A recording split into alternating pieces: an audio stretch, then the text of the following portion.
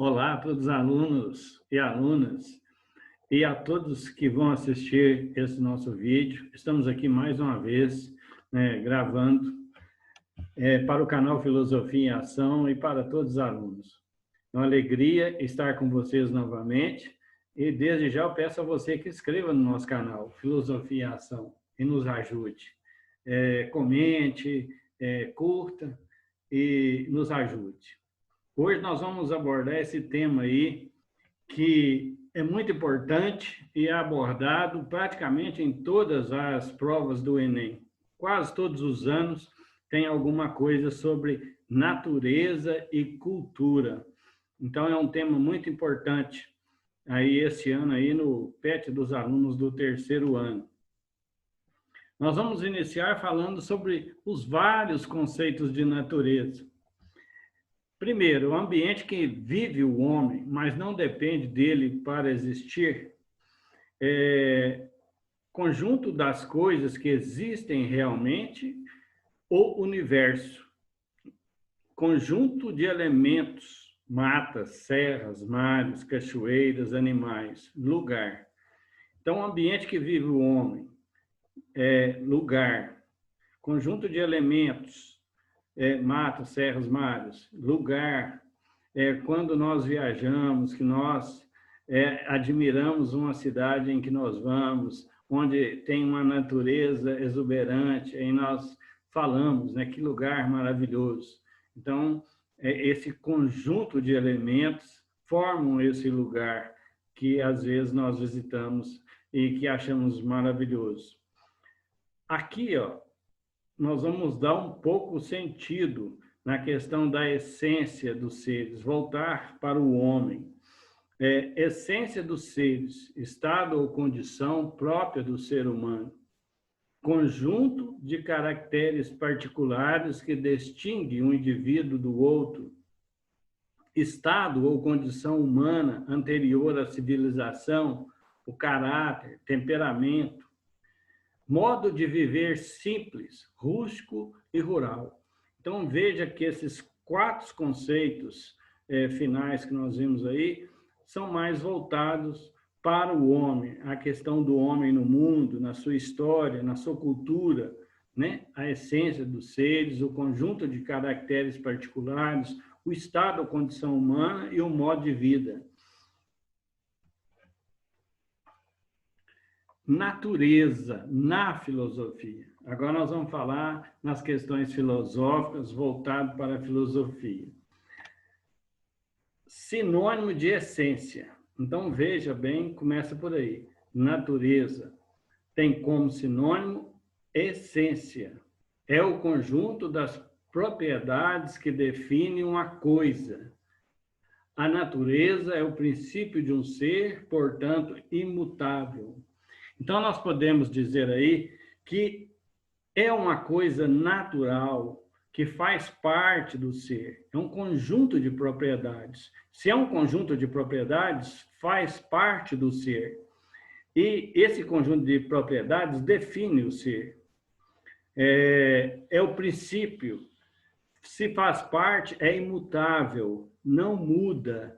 Então, a natureza é o princípio de um ser, portanto, imutável. Aquilo que não muda, que faz parte do ser e faz parte de toda a sua essência, né?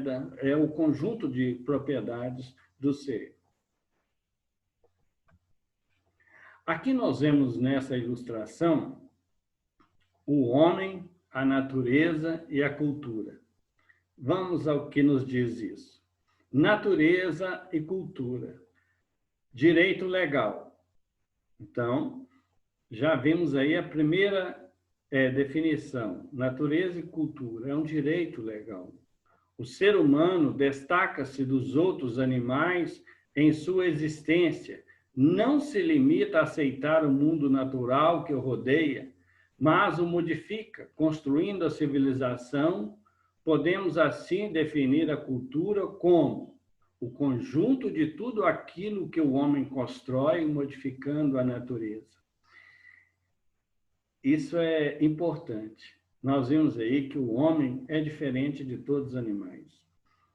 O animal, ele nasce, ele fica lá na sua natureza, ele não tem progresso na sua evolução, dificilmente, ele continua sendo aquele animal predador que caça.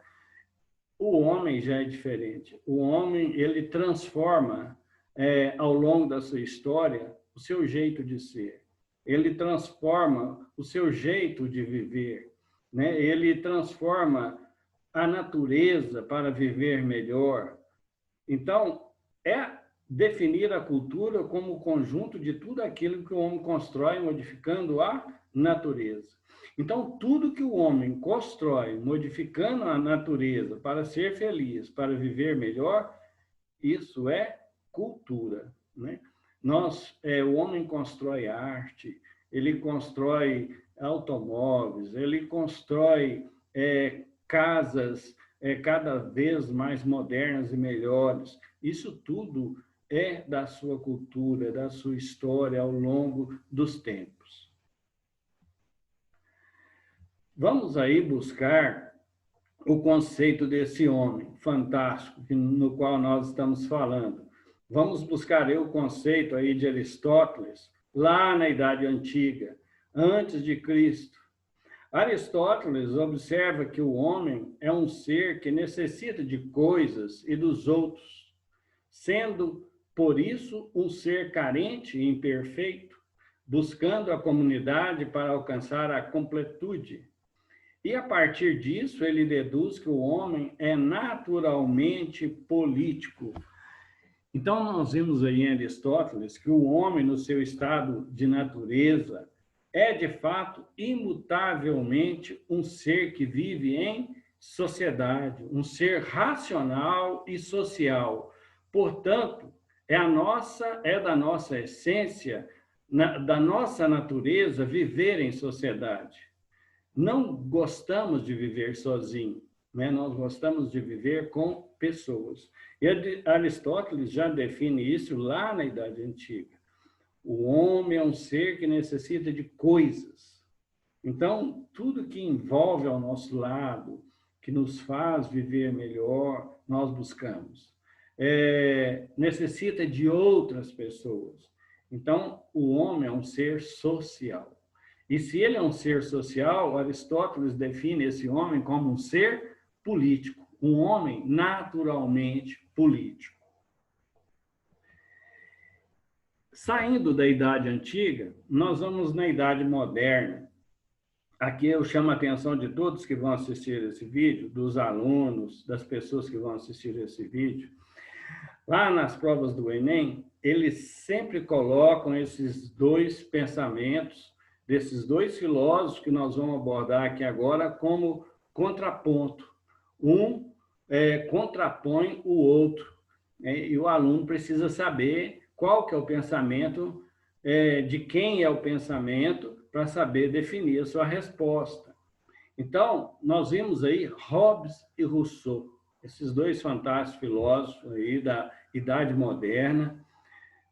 Vamos primeiro ao conceito de Hobbes.